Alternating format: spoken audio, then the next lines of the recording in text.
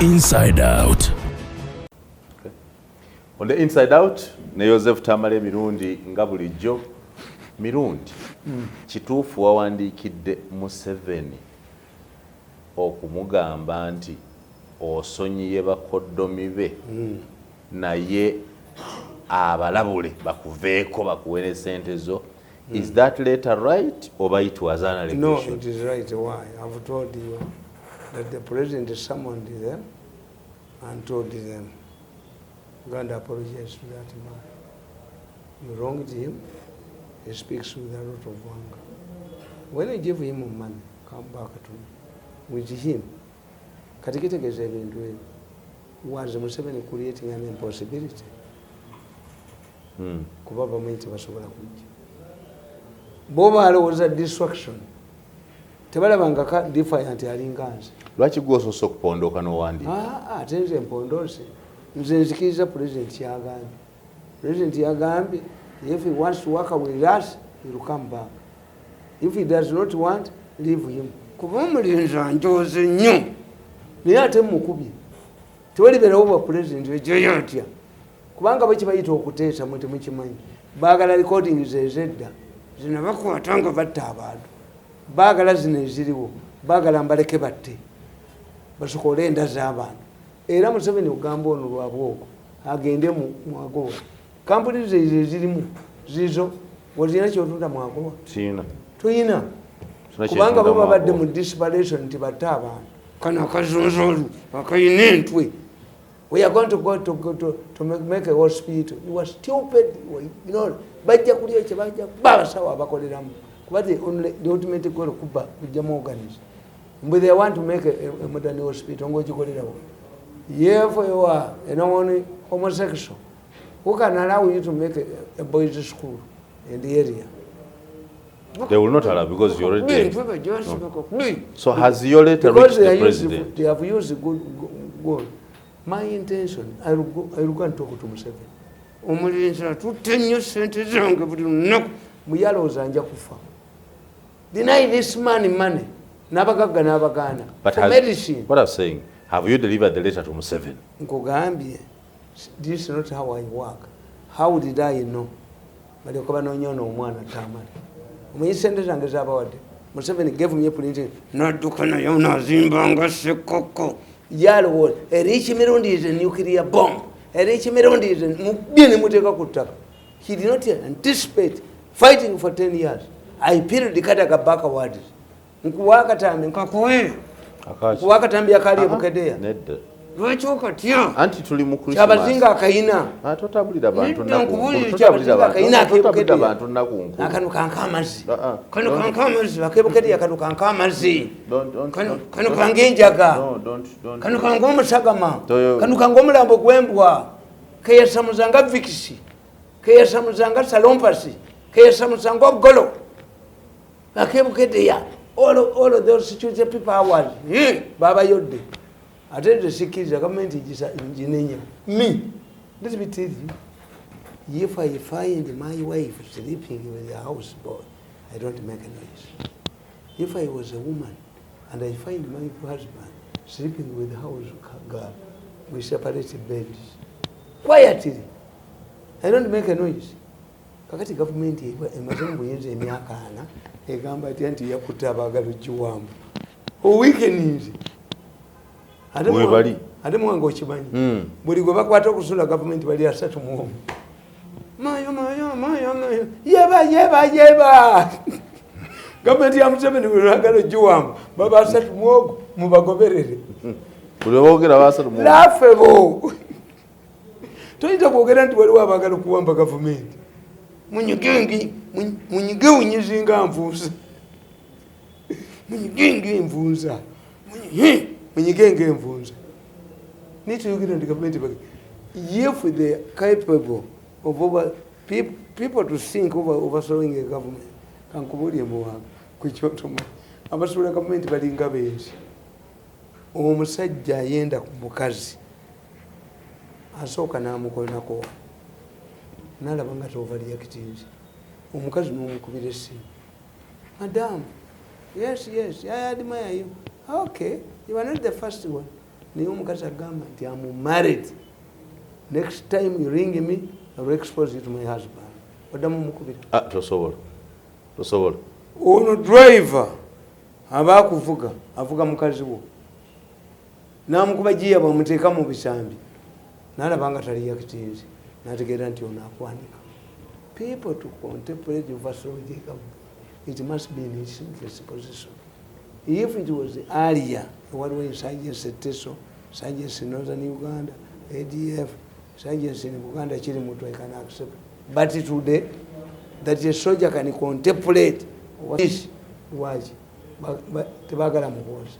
Bakozechi, oh, you come and you give Gamfunza. Because have you ever had people trying to overthrow the government of Tanzania? Have you ever seen people trying to overthrow the Kenyan government since 1983? No.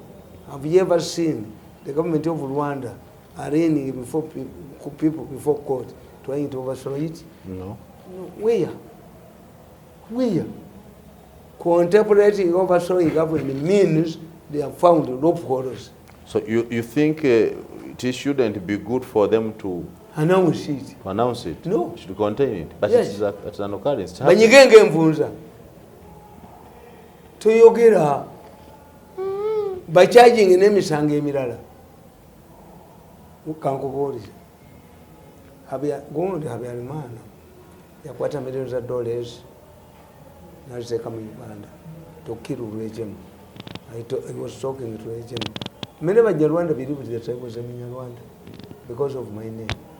And Habyarimana liked me. I want to tell you. Habyarimana yampitako kwa Mahoro Hotel. You knew wali omumanyi Habyarimana? Yes. President Habyarimana? Nga tumanyiganye nnyo. Habyarimana yantwala kwa Mahoro Hotel. Twagenda n'omusajja omuyita Abidi Hassan. Nganti omanyi pulezidenti wammwe bwakukwata mu ngalo n'abaleseeyo pistool ekitala. Habyarimana yeje wano okutongeza ennyota z'amagye ga wano. Habyarimana bamutwala Luweero n'emmotoka yafiirayo. Habyarimana nze nalina omukwano gw'embasa ya Rwanda. Omusajja bamuyitanga first secretary. Deogratias Bahanga. Samusegerera. Abanyarwanda bali bamukwatidde wange n'ebbenzi ya Rwanda. Nga n'akayumba kafu n'embegaire nti banaye mumute. Mumpe essimu. Abala PF mbamanyi. Nagenda n'ala PF ku lunaku olusooka. Waliwo omusajja nga muyita Lwejemera nga yala deputy diswamba omusajja siddangayo muwuli. Yali ankwatidde ku boda aboze ndaga waffe boda bagiggadde. So what I'm telling you. So bagamba bulijjo nti olimu omusaayi gweyo. No. Habyarimana. Bantu bangi baire bakirooza nti oli munnalwanda. Bakyogera nnyo nti oli weeyo. Kati bw'obanga bamanya Habyarimana. Let me tell you. Ate n'aba omusajja akolanga waffe waka. N'agenda ali byumba. Kati yafa nga bambita mutabani w'ebyumba. Wano waliwo abantu abamanyi abava ebyumba. Ebyumba. Rwanda. Mirundi tea estate. Bonga balowooza nti ki? Mirundi linnya lya Baganda. But me I knew how to make a friends. Era ngenda kugenda ku mbaga ya Kayihura. Kati okifunye? Ned. Embaga y'omwana wa Kayihura omuwala. Tannagimpa. Alonzeemu mmwe. Ekizibu kyange munaye mafuta. Banku bakubali. Omukoya bana mmalo. Amafuta. Nteeka mu nnyuma ye. Kwanyamba n'enfuluma bwanya n'enfuluma. Ate nkyayina ki? Naye nalemerawo. Waffe waliyo omulambo ogwalemera ku kimanyi ng'omusezi akututte. Nange mulemeddewo ekyo gwenendi kubali ndi mujjamu. Omusezi yatwala omulambe wammwe ne gumulema? Nga buli lwogenda ye ewuwe. Abaano baliwo nti bagenze kulima okujjako nze yalemera ku kimanyi. Mulemedde ku kimanyi gyoguli nendi mujjamu nekona akazunza olutwe. Ani nkubuya negamba. What was I saying? nti never pursue an individual. Muwanga tolwanyisanga omuntu omu. An individual is a symbol of doom. The NRA tebagiyita NRA, bagambanga nti abayekera ba Museveni. Once the whole swag remained on Museveni as a person, yabawangula. Muwanga crafted a government of national unity that included all the opposition leaders and the fighting group to isolate Museveni as a homemonger. Yabakuba n'abajjamu. Habyarimana yayina ekibiina kye Emirendi. Emirendi ng'ekibiina kiri eki. A man started a political party ng'agirimu yekka, was arrested. A few months later, RPF n'etandika. Yakwata omuntu ogwo. Did Jesus come here with angels? No. He came who? Once. Alone. Alone. I want to tell you. Omulinzi ono njozi nnyo. Naye bo tebamanyi nti amwe symbol of doom. Kati so pursuing omuntu omu is a symbol of doom. So in this writing, what do you want Museveni to do? Yes. Because I see you telling him to warn his people to stop grabbing your money. Yes. Where do they grab the money from?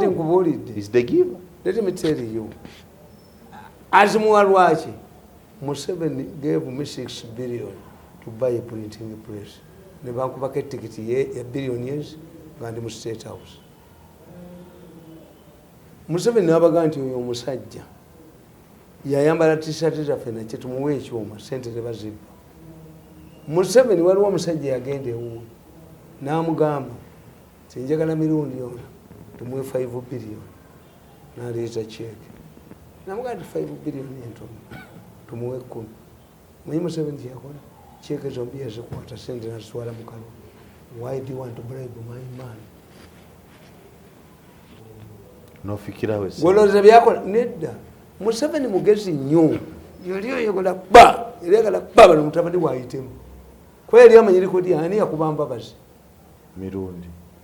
Ani yakuba Bukenya? Mirundi. Who has defeated all of those people aspiring to be president? Mirundi. Kakati ono mutuusiza. Kati mugozi mutuusiza. Kindabikira Museveni yalekawo mbakube mbaabye mutabani waayitemu. Kyobola buli kantu kange bo bakakwata tamanyi. Is it normal for Museveni to live you with the soldiers? All my homes are guarded by soldiers.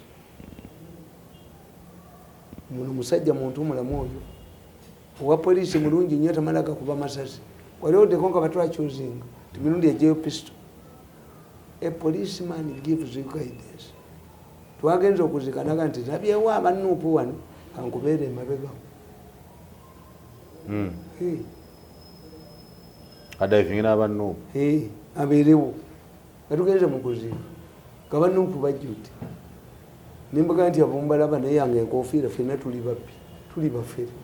Twagala kubabbako bululu wano. Bwene bagambye abantu mu kuziika. Tifena mutulaba wano obukofiira buno bwetwambadde tuli bafere. Twagala babbako buli gwe tunabba. Gwe tunabba omusiru yagenda otuwa. Ngenda kuleeta federa eriwa. Baali bagireeseeko. Ne bwe munajayo kati ofulumya stokisi ng'ebigere bye byebiwunya. Nojjamu stokisi bisigala biwunya. Address the real issue. Bulijjo zaamu ebewunya. Nti federo teriiyo. Address the real issue. Obubbi obuli mu ggwanga okujjukanga muhoozi yazze ababbi ne bakuba amasasi mu lujju nga loolingisi nga Mutala. Kozi nakunyumiza Mutala loli. Mutala nedda. Nakunyumiza. Mutala yakola. Baali bamuyita Jene Mutala. Muhammad Mutala. Yali Nigeria. Nakwata power. Nga corruption eri Nigeria. Enukanga amazzi. Enukanga akebulikedeya. Musajja nakwata power. Yali musajja mumpi bwati ng'alinga abaja. Yasooka n'ayambaza eggwanga lyonna. Corruption is bad. Bonna civil servant ng'ebizindalo mu paaka mu baasi byonna. Corruption is bad. Is bad. Kakati Mutala najja akola ekintu ekyo. Yasindika ekitereke kye mu post office.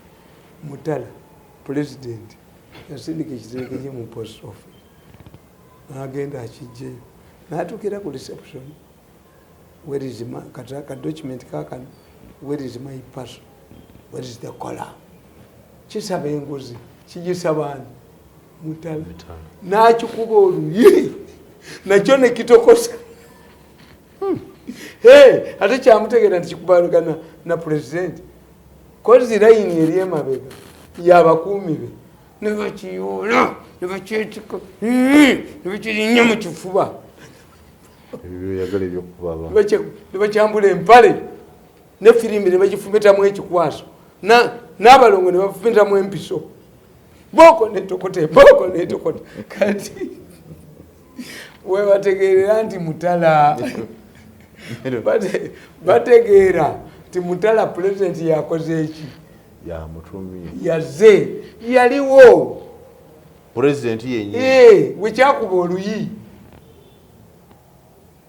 Mutala yaweereza ng'alwanyisa enguzi yaweereza ekitereke kye mu post office ajjo kikima nga bambulire nti post office bakolaki bafere atuuleka ku kisajja ku reception kimugaa nti where is the collar kamanyi nti fe wano mu Uganda twali tuve Nigeria munnaffe yali alementewo ku airport nyakairima yamuyamba ng'omusajja wa immigration yamugamba I don't see your visa nga yali mu argument how did I come to Nigeria ayagala $10 mu passport alyoka kubiremu immigration ogende nyonye kuleka nyakairima yamubuuza why are you here you were Ugandan corruption we Nigeria wamaanyi nnyo olaba nakyo bamuwandiikako nti the government used to call the Nigerian they kakati Abacha nkugambye nti oyo Mutala aweereza ekitereke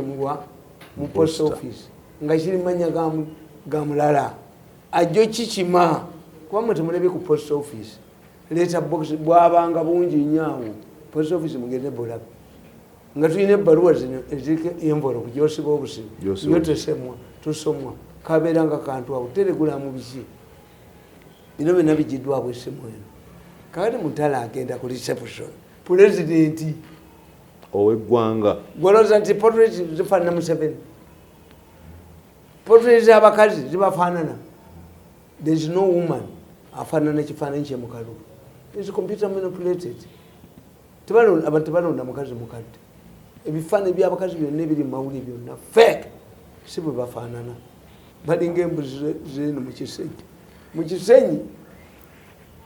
mu kisenyi waliwo awe bayita no bagamba tinjagala embuzi ya bitanga ebyeru n'ebiddugavu bakuba nti omwana agina taliiwo ne bagisiiga langi naye enkuba weegikubira bw'oba gitwala wa musawo muganda oba wegisibye kuti odduka oba kupiika abaana bagezi nnyo ab'omumbuzi kati Mutala kugamba ti Mutala baali tebamumanyi n'akyapa omusajja oluyi amukola kyamusaba nguzi n'omusajja naye nazze engumi n'amutokosa atokosa president yagamba nti kasajja kali awo naye olugambo bwe lwategeera nti Mutala yazze abasajja bawanduka mukalina mu post office waliwo ekooti eyalaalira mu ddirisa kiwogana kisabalize naye bamutta Mutala bamutta afene muwoza alina okuba omugezi ennyo ti abasajja bano mbalaba buli lunaku babeera ku poloteya naku serena kupanga kubba buliwo maliriyo goyo no bapanga kubba buli lunaku kakati ng'ensi enaatereera muwoza alina okuba n'amaanyi tulina okubeera n'abasajja balinga ffe the man how can we give him money when he is attacking us by the time you attacked me we have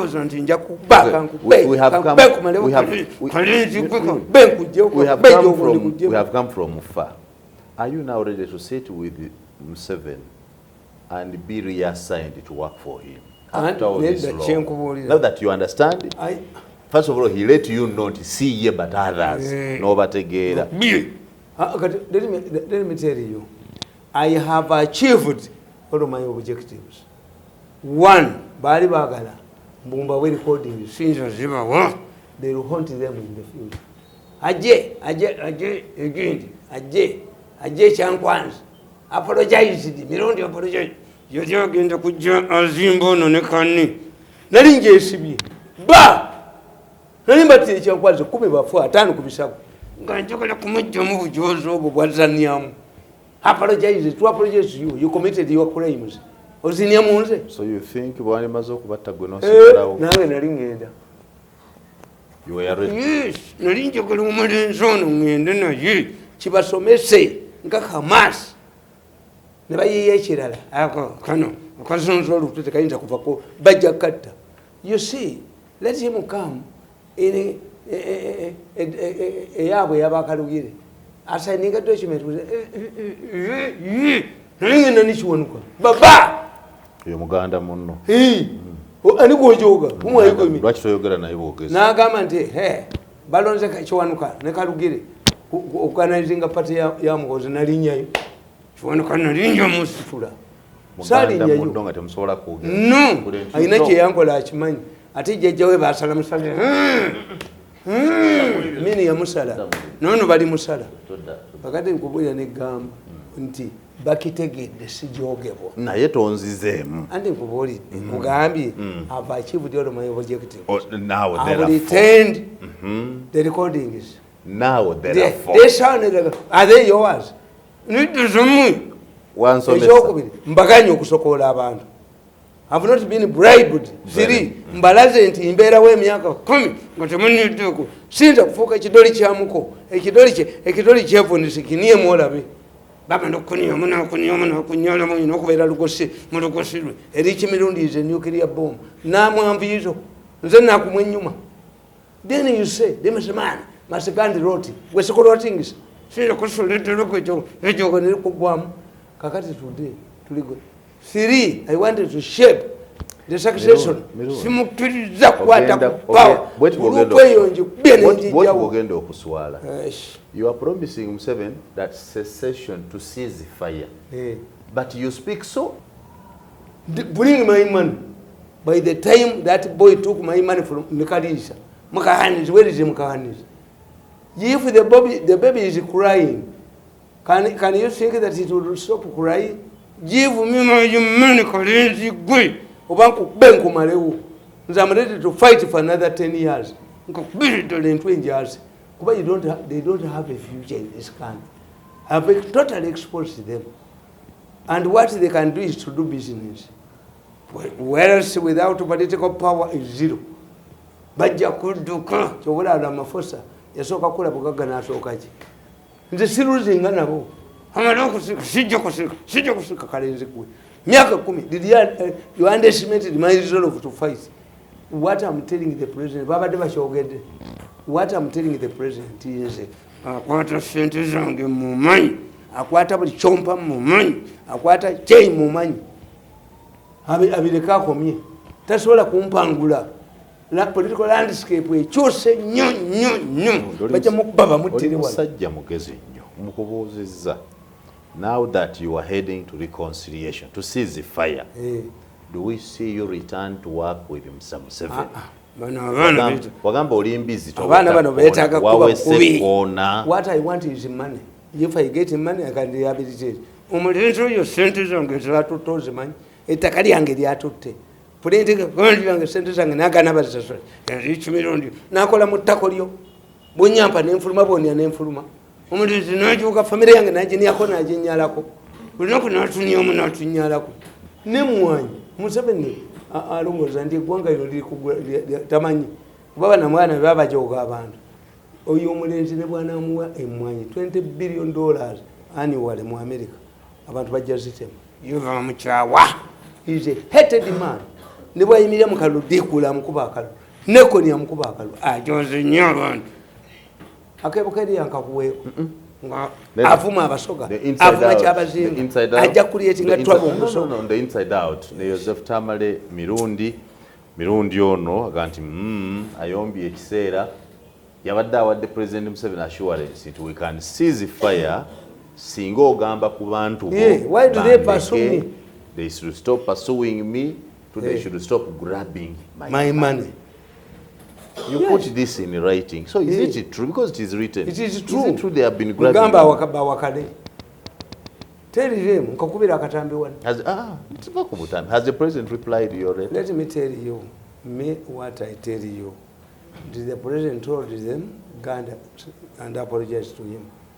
Ye Museveni ayamba bazzukulu bono omulenzi kyatategeera. Museveni musajja mukulu. Byokola abantu bonna bikugira mu baana bo.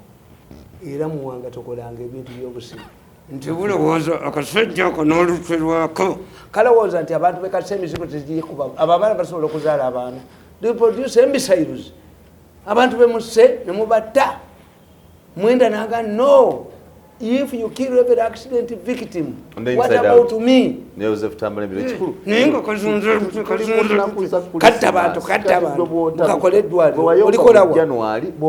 yes. When will you ever kukakana? No. I thought you were... family. Can I? You know what ceasefire means? You know what it means to ceasefire? They are going to reply. You have shown the commitment. Let me tell you. Abaana bo balina kye bagoba nga kye baagala okugusa bakomawo atudde kakiiko tomunoze kakinayi kano night amulimba ati amanyi simumanyi. I don't know that woman. I don't know that Canon Knight. She had disappeared like a gonorrhea. Simumanyi lunaku lumu yankubira essimu kamutumbuya nemugadde we make it up in a barracks nange jakuwendi simumanyi n'agamba nti president alagidde bakutwala ebweru. A person who has a former medical doctor should bali bagala banzite. Canon Knight yan. So I don't know how. Mbuya. They have told you. Simumanyi. Go to Mbuya omutegere. Yali abalimba ngandira. You make love. Alabeka yali mufere. I don't know how. Era bamuteka akacheka ka publicity gabalimbi. Amanyidde wanze ate mumanyi mu birala nnyo. Every day single yozimu muduse emisinde. On the inside out, Joseph Tamale Mirundi. We bali batandika olutalo balutandika batya. They underestimated it. Nobody has fought for 10 years. I'm a mandwa. Serial ordinary person. Babejo nendi bafumula. Bagambye mbundi omanyiko bayita konde. Kamikaze. Kamikaze Japan yabatendeka ba kamikaze. Nga ba kamikaze ba pilots. Nenga ba suicide bombers. Badi yange nyinyi bagipakira mu bomu. Ba kamikaze najja mu America na touch 10 yenga yaze kufa. Nenge nyinyi nebo mwa kamikaze. You are forcing me to kamikaze. Ejokuri omulenzi mu yitidi. Omulenzi niye ko nani yana kubuli buli kikacha nabisi kyonna batawangulwa kuluna jja kuwangulwa. Tajja kuniya. Baba president kugenze ejokuri economy tasobola kufuna gikontrolinga zirina paka kutere kubanga kano tukayinza okukola ddwaliro bali bakaasa omutwe tukasobola kakati tuli ku ddulo nze emyaka 10 ntudde wange ne they are pursuing me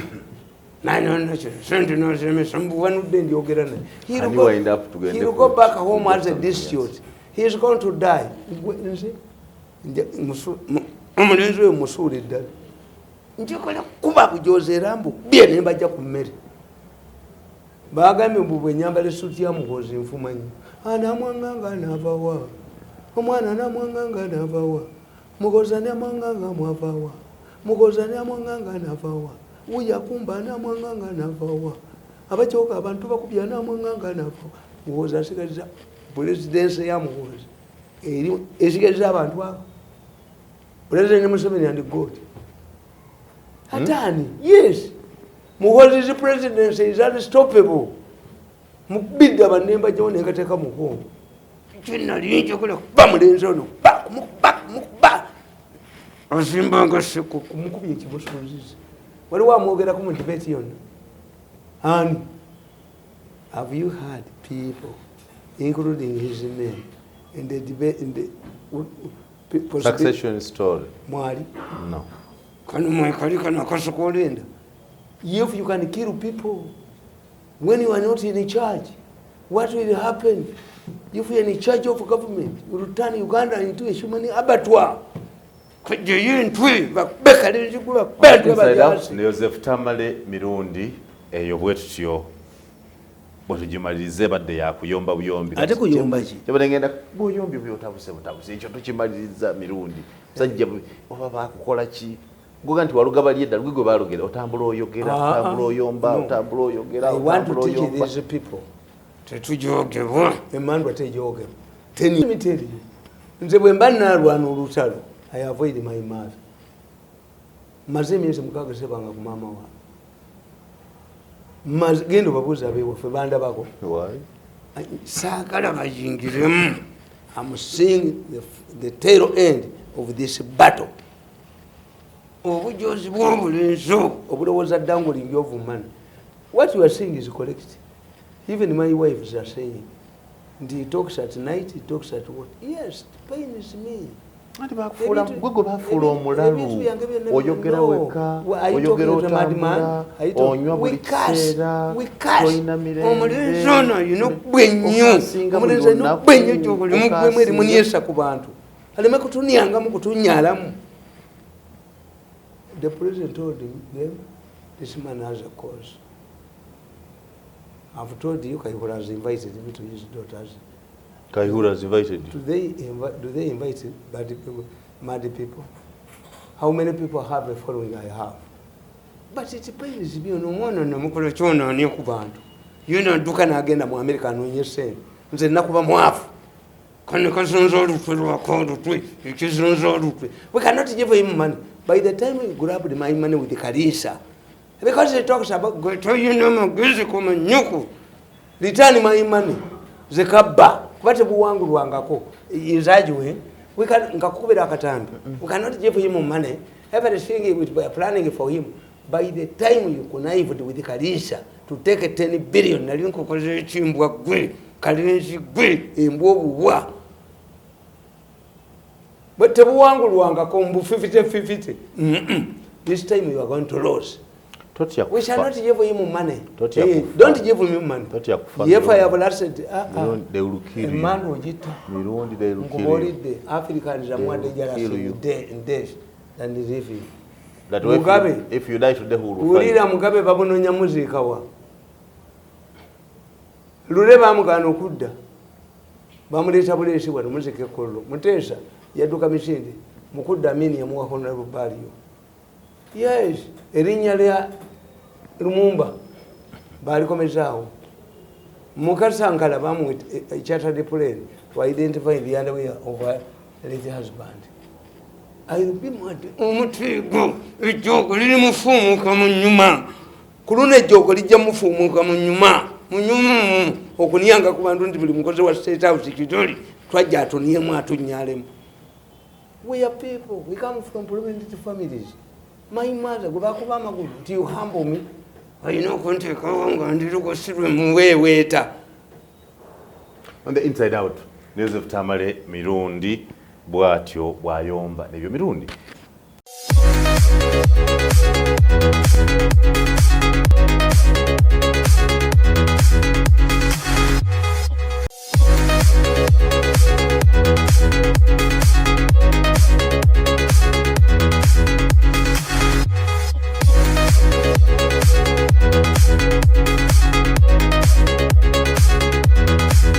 This is Inside Out.